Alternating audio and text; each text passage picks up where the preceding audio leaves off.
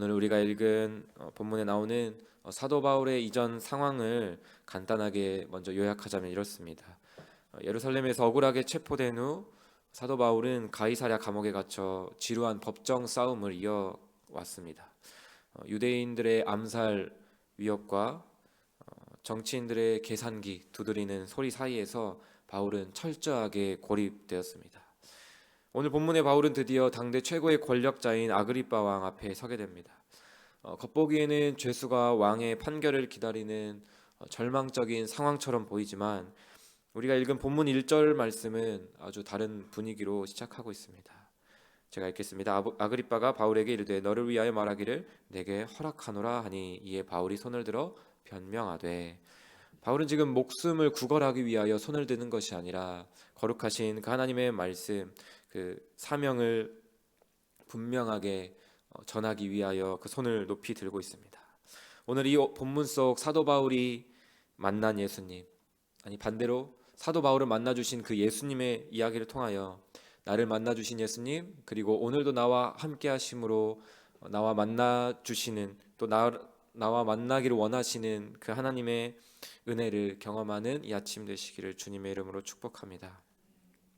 바울은 자신이 지금 왜 이 자리에 서게 되었는지를 설명하며 무엇보다도 과거 다메섹 도상에서 만난 예수님의 음성, 자신이 만난 예수님에 대한 이야기를 들려주고 있습니다. 14절 말씀이죠.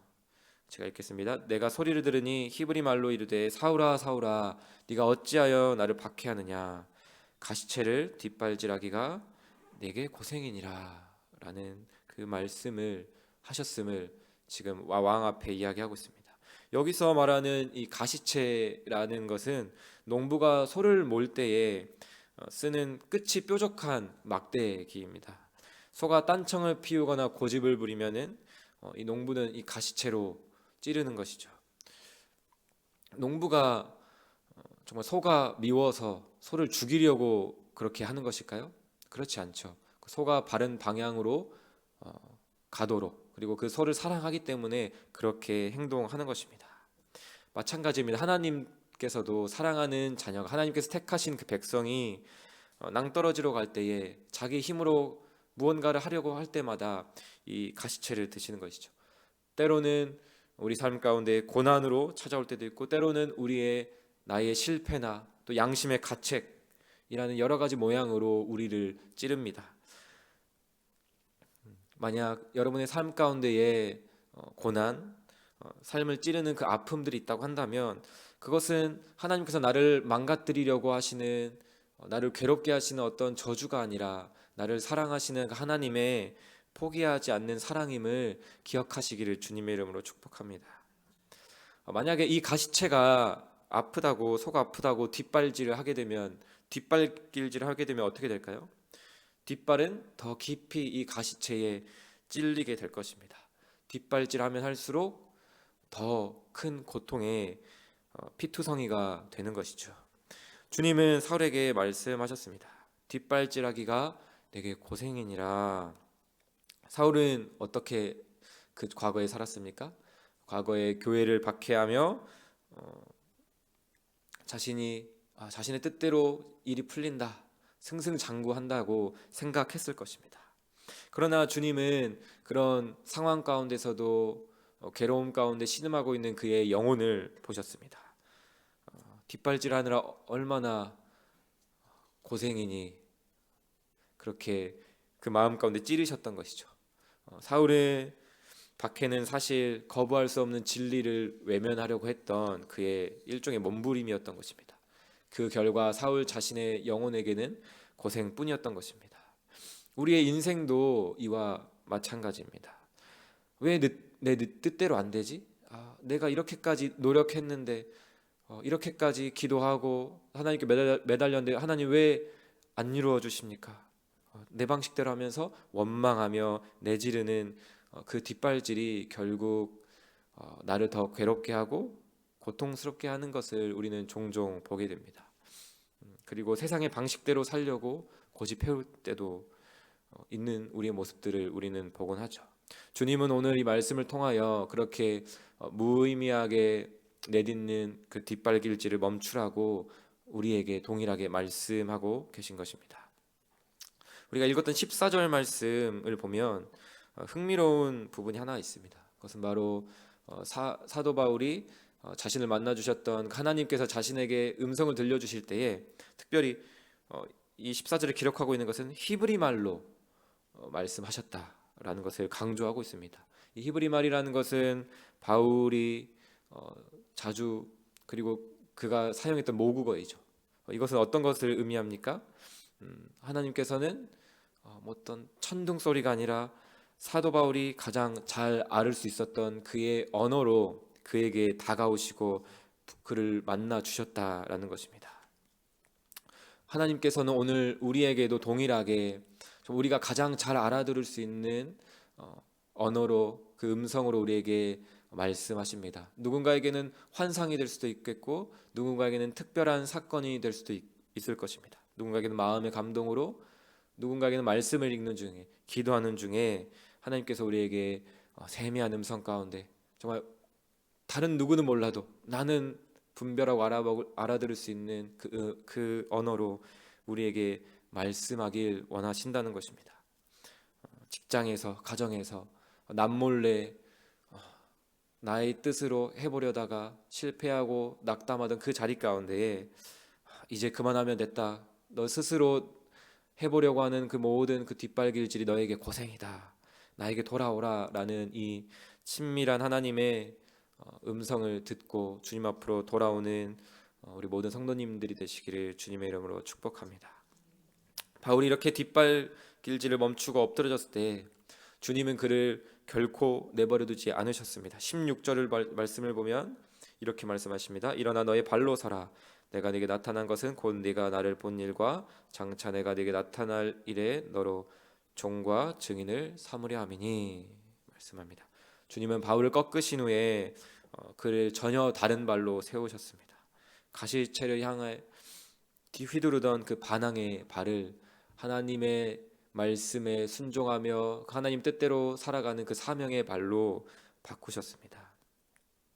여기서 우리가 기억해야 될 것은 사도 바울이 먼저 주님을 만나러 나아간 것이 아니라 스스로는 결코 하나님의 자리로 나아갈 수 없었기 때문에, 그 사랑을 찾지 못했기 때문에 하나님께서 은혜로 먼저 다가가셨다라는 것입니다. 우리도 하나님께서 그 은혜로 우리에게 오늘도 다가오신다는 것을 기억해야 합니다. 저는 오늘 이 말씀을 묵상하며 과거에 내가 하나님을 향해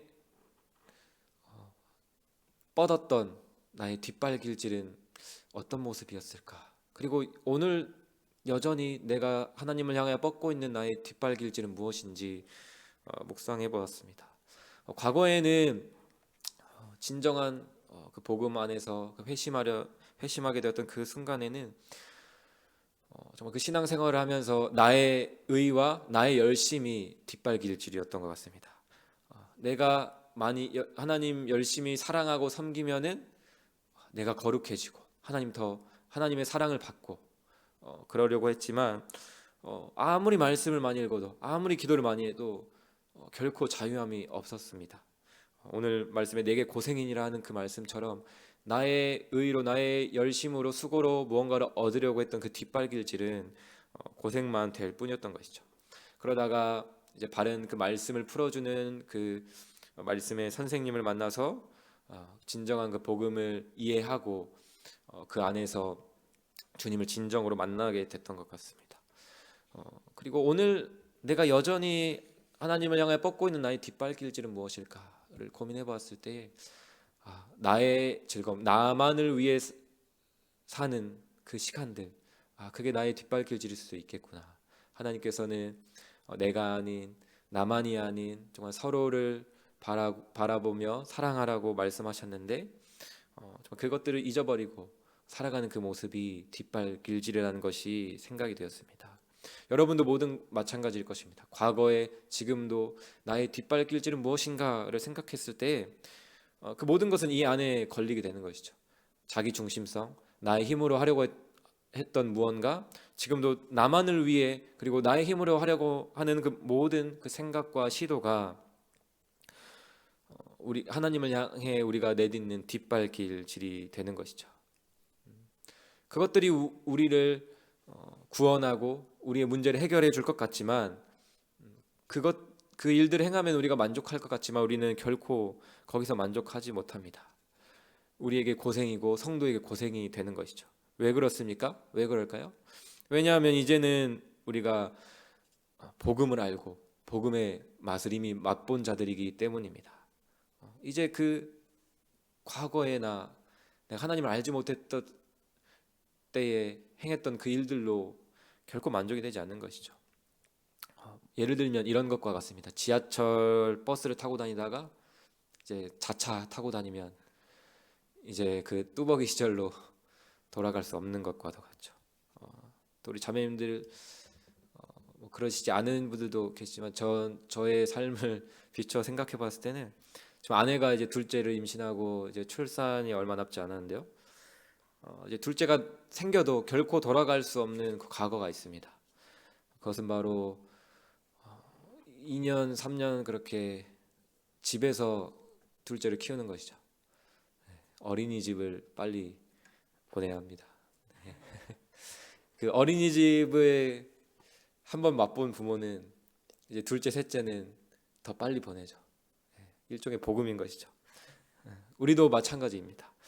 하나님의 복음을 맛보았기 때문에 이제는 과거에 나의 힘으로 해결하려고 했던 그 모든 시도가 이게 될 것 같지만 이것으로 내가 만족할 것 같지만 결코 만족하지 못하는 것이죠. 왜냐하면 가장 완전하신 나보다도 나를 잘 아시고 나를 사랑하시는 하나님이 나를 인도하셨던 그 은혜를 이미 한번 맛보았기 때문입니다. 알기 때문인 것이죠. 그런데 우리에게는 여전히 문제가 있습니다. 왜 그 은혜를 맛보았음에도 왜 그 은혜를 알매도 불구하고 우리는 자꾸만 뒷발질하는 자리로 돌아갈까 하는 것이죠. 그것은 바로 우리가 여전히 죄성을 가진 자이기 때문에 그렇습니다. 사도 바울도 정말 많은 서신을 썼지만 복음을 이야기하면서도 이후에 계속해서 육체와 싸워야 되는 육체의 정욕과 싸워야 되는 그 믿음의 선한 싸움을 이야기합니다. 그것들이 우리의 이 땅에서의 신앙생활의 실제가 되기 때문이시죠.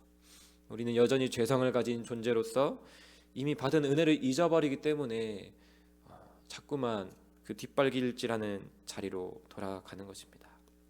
사랑하는 성도 여러분, 오늘 사도 바울이 그 감옥에 갇힌 남들이 보면 고통의 자리라고 생각할 수 있는 그 자리에서 자신을 만나 주셨던 하나님의 은혜를 기억함으로 그 사명의 자리를 당당하게 설 수 있었던 것처럼 이미 여러분들을 향하여 베푸신 하나님의 사랑과 은혜를 기억함으로 뒷발길질하는 그 우리의 걸음을 멈추고 그 주님의 은혜의 자리로 나아오시기를 주님의 이름으로 축복합니다. 소가 가시체를 이기는 방법은 딱 한 가지입니다. 뒷발길질을 멈추고 농부가 이끄는 방향으로 머리를 돌리는 것입니다. 오늘 이 아침 말씀의 자리, 기도의 자리로 나온 이 시간이 우리의 뒷발길질을 멈추고 하나님을 향하여 우리의 마음과 우리의 머리를 돌리는 시간임을 기억합니다. 그 은혜로 오늘 하루도 주님을 향하여 살아가시는 저와 여러분이 되기를 주님의 이름으로 축복합니다.